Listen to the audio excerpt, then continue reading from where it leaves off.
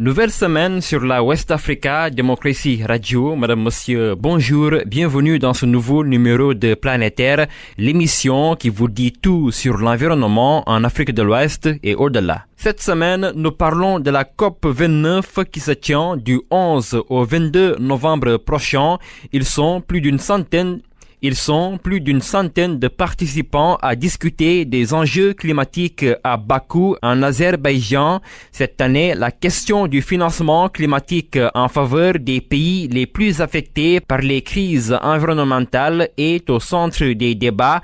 En Afrique de l'Ouest, les pays et des activistes climatiques s'attendent à des consensus forts afin de parvenir à mobiliser les fonds nécessaires permettant de soulager les communautés touchées.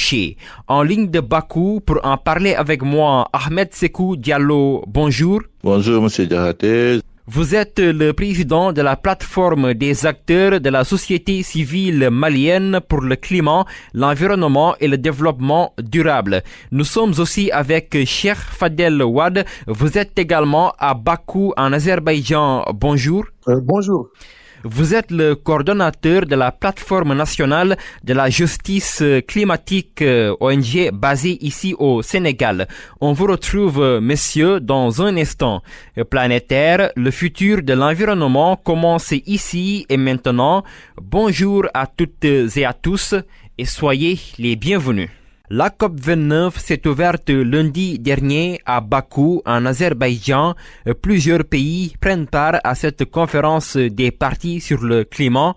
Les enjeux de cette rencontre avec Ousmane Tiati. Une centaine de chefs d'État, de délégations gouvernementales et d'experts climatiques prennent part à la COP 29 qui se tient jusqu'au 22 novembre prochain. Pour cette conférence des parties, baptisée COP Finance, la question cruciale du financement de l'adaptation et la lutte contre le changement climatique dans les pays les plus pauvres figure à l'ordre du jour. Les participants doivent ainsi, au terme de la rencontre, se mettre d'accord sur un nouvel objectif financier mondial. Il s'agit en clair de concrétiser une promesse formulée en 2009 lorsque les pays développés s'étaient engagés à mobiliser 100 milliards de dollars en moyenne chaque année entre 2020 et 2025. La conférence est aussi l'occasion pour les pays de commencer à présenter leurs plans d'action nationaux actualisés sur le climat réalisés dans le cadre de l'accord de Paris. Signé en 2015, cet accord de Paris sur le climat ambitionne de limiter le réchauffement planétaire à 2 ou à 1,5 degrés Celsius depuis 1990. Un objectif loin d'être atteint en raison notamment de la prolifération des énergies fossiles. Ousmane Tiati, merci. La question cruciale du financement climatique est au cœur des débats entre les pays pollueurs et les pays du Sud, plus touchés par les effets des changements climatiques. En Afrique de l'Ouest, des activistes de l'environnement qui prennent part à cette COP29 à Bakou appellent à des consensus forts afin d'atteindre les objectifs de financement. Ahmed Sekou Diallo, vous vous trouvez en ce moment à Bakou. Vous êtes le président de la plateforme des acteurs de la société civile malienne pour le climat, l'environnement et le développement durable. D'abord, comment accueillez-vous cette COP 29? Il y aura beaucoup de textes en discussion en lien avec le financement, notamment les objectifs collectifs quantifiés en matière de financement. Donc, ce qui est souhaité ici, c'est de pouvoir financer des projets en lien avec l'adaptation, des projets en lien avec les pertes et dommages, notamment l'opérationnalisation du fonds qui a été décidé en 2028. Donc, vous savez que l'Afrique est moins émettrice de gaz à effet de serre par rapport au niveau mondial, moins de 4% d'émissions. Et pourtant, l'Afrique vit de plein fouet les effets néfastes du changement climatique, notamment le Sahel, qui vit aussi d'autres crises multiformes. Et vous, Cheikh Fadel Ouad, vous êtes également à Bakou. Vous êtes le coordonnateur de la plateforme nationale des acteurs pour la justice climatique ici au Sénégal. Que vous dit cette COP 29? Oui, à Dubaï, on était resté sur notre faim. Pourquoi? Parce que je crois que jusqu'à la fin de la COP, c'est au dernier jour qu'on a pu trouver un consensus. Parce que sinon, ça aurait été un échec. Mais ils ont trouvé un consensus comme quoi, voilà, maintenant, avec la transition, effectivement, ils vont cesser l'exploitation du en faisant une transition. Donc, bon, ils ont mis quelque chose voilà, sous nos mains, mais nous savons que, pour ne pas dire que c'était un échec, mais ils l'ont frôlé. Donc, cette année-ci, ils vont encore revenir, mais surtout les finances, surtout les pertes et dommages. Ils vont nous parler des pertes et dommages. On attend l'effectivité, effectivement, de ces fonds. Et surtout, notre plaidoyer, c'est que ces fonds ne doivent pas être comme les fonds précédents. Les fonds verts où les communautés ne peuvent pas y accéder, les fonds d'adaptation où c'est la croix et la bannière pour y accéder. Donc, cette fois-ci, nous pensons qu'ils vont tout faire pour que les communautés puissent bénéficier, puissent accéder à ces fonds. Et cher Fadel Ouad, le financement climatique, c'est le thème principal à cette conférence. 100 milliards de dollars, c'est la somme que les pays riches, dits grands pollueurs, doivent mobiliser en faveur des pays du Sud, dont l'Afrique, plus affectée par les effets du changement climatique. Comment parvenir à mobiliser ces fonds, selon vous? Pour les fonds, je crois que des efforts sont en train d'être faits. Les pays du Nord qui ont occasionné ce réchauffement climatique essaient effectivement de mettre la main à la poche. Vraiment, ils sont, je crois, depuis l'année dernière, il y avait même des États qui ont commencé à cotiser. Nous attendons pour voir. Je crois que, comme ils ont dit cette COP cette année-ci, c'est les finances. Ils vont respecter leurs engagements. Mais s'ils respectent leurs engagements et qu'ils parviennent à mobiliser tout cet argent, la finalité, c'est que les communautés puissent en bénéficier. C'est ça le problème, c'est ça notre scepticisme. Nous avons bon espoir que cette année-ci, beaucoup d'engagements seront pris. Effectivement, ils vont mobiliser, nous espérons, beaucoup d'argent. Mais ça, la finalité, c'est que cet argent qu'on mobilise puisse parvenir aux communautés. Sans ça, ce serait effectivement que du blabla. C'est le début. Les gens, surtout les Sénégalais, vraiment, ils se démènent, les Africains, mais quand même, nous sommes très faibles par rapport à ces grandes puissances qui, comme j'ai dit tantôt, qui ne défendent que leurs intérêts. Et plusieurs absences sont notées. Ahmed Sékou Diallo, parmi les pays qui polluent le plus, c'est le cas du président Emmanuel Macron en France, mais aussi Joe Biden aux États-Unis. Ces absences pourraient-elles affecter négativement les discussions, selon vous? Les présidents sont là pour donner plus d'envergure à la chose, mais ça ne peut empêcher aucunement de donner de la valeur ajoutée à une COP.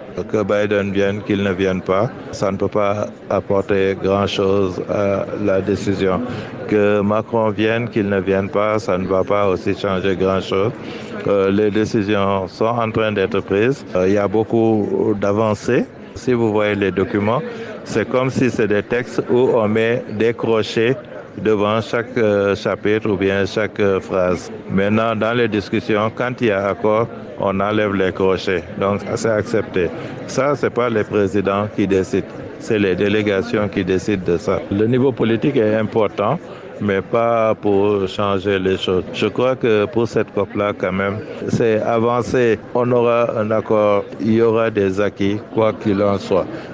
Et l'autre question, objet de discussion, c'est le Fonds vert climat. Depuis son instauration en 2010, le Fonds vert sur le climat n'est toujours pas effectif. Qu'est-ce qui bloque vraiment, d'après vous, Ahmed Sékou Diallo? Le Fonds vert, je ne dirais pas que le Fonds vert n'est pas opérationnel, le Fonds vert climat, mais ce qu'on pourrait dire que ça n'intervient pas à hauteur de souhait, du fait qu'il y a trop de conditionnalités. Par exemple, pour nous francophones, il faut suivre toute la procédure, tout le processus en anglais, répondre avec des dossiers en anglais, répondre aux questions. C'est très, très contraignant. Il y a aussi beaucoup d'autres demandes qui existent au niveau du processus. Donc c'est très très contraignant. Mais quand même, les États arrivent à lever ces contraintes-là, à avoir des accréditations, mais aussi à avoir des financements dans certains domaines. Et cher Fadel Ouad, vous représentez plusieurs communautés touchées par les crises climatiques, dont Bargny, ville à l'est de la capitale sénégalaise Dakar. Quel message portez-vous à Bakou? Le message que nous portons, d'abord, parce que quand on parle de COP, la conférence des parties, donc c'est les États. Donc le message s'adresse d'abord aux États, parce que ce sont eux qui doivent négocier, ce sont eux qui doivent discuter. De grâce, nous, communautés, ce que nous leur demandons, qu'ils fassent des concessions et essayer de trouver des consensus forts. Parce que sinon, si chacun essaie de tirer ses propres intérêts, nous allons être dans une impasse, comme ils l'ont toujours fait, parce que nous savons tous que les intérêts diffèrent. Chacun va essayer de tirer de son côté, mais le message que nous leur lançons, nous, communautés impactées, nous, communautés affectées par les changements climatiques, nous qui souffrons, le message que nous lançons, c'est qu'ils trouvent des consensus, qu'ils se donnent la main, tout en sachant que le climat n'attend pas. Et nous le voyons tous, que ce soit les pays riches ou les pays pauvres. Allez en Espagne, ce qui s'est passé récemment, ce qui s'est passé au Sénégal. Donc, effectivement, il n'y a pas de pays riches ou de pays pauvres. Tout le monde est concerné, donc ils doivent se mettre à table et effectivement discuter et trouver des solutions. L'autre message, c'est pour les communautés, nous qui sommes vulnérables, on est obligé de nous donner la main. On est obligé d'être solidaires pour sortir de ce pétrin. Et vous, Ahmed Sékou Diallo, quelles sont les attentes de la société civile malienne à cette COP? Les attentes de la société civile sont réalistes. C'est juste la mobilisation des financements pour l'Afrique, pour qu'on puisse exécuter des projets, pour qu'on puisse être résilient face aux effets néfastes des changements climatiques. Les attentes sont de passer à l'action. Depuis l'accord de Paris, on fait beaucoup de discours sans mettre en œuvre effectivement l'accord de Paris. C'est vrai qu'il y a eu beaucoup de textes qui ont été votés, beaucoup d'avancées, mais en matière d'action, il y a peu d'action. Donc notre appel à nous, c'est un appel à l'action. Ahmed Sékou Diallo, je rappelle que vous êtes le président de la plateforme des acteurs de la société civile malienne pour le climat, l'environnement et le développement durable. Merci d'avoir accepté notre invitation. Merci également à vous, Cheikh Fadel Ouad, coordonnateur de la plateforme nationale des acteurs pour la justice climatique, ONG basée au Sénégal. Je rappelle que vous êtes tous les deux en ce moment à Bakou, en Azerbaïdjan, pour prendre part à la COP 29. Elles sont nombreuses les communautés frappées par les crises environnementales et qui réclament des réparations. Au Mali, des secteurs clés ont été durement touchés par les inondations enregistrées ces dernières semaines. Et parmi ces secteurs, celui de l'agriculture où des centaines d'hectares sont envahis par les eaux. Dans la région de Ségou, particulièrement dans le cercle de Massina, zone réputée pour sa culture du riz, les cultivateurs sont confrontés à la montée des eaux. Certains d'entre eux ont perdu des dizaines d'hectares. Leur quotidien difficile dans ce reportage de notre correspondant au Mali, Aliou Thiam.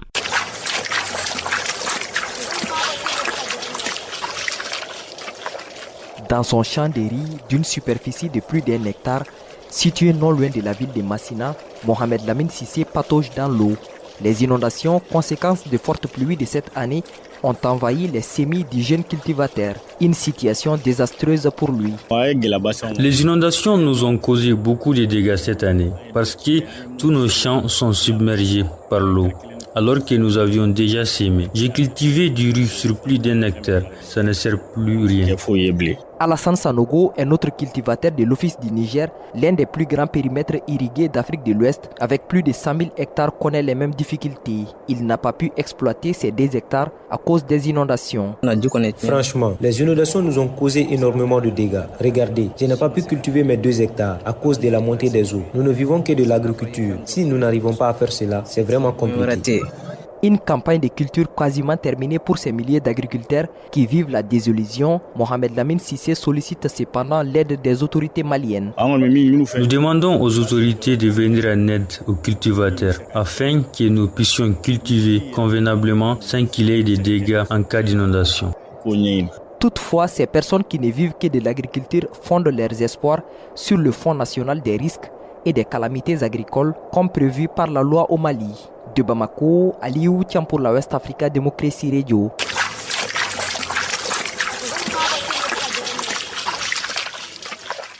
Reportage signé Aliou Thiam.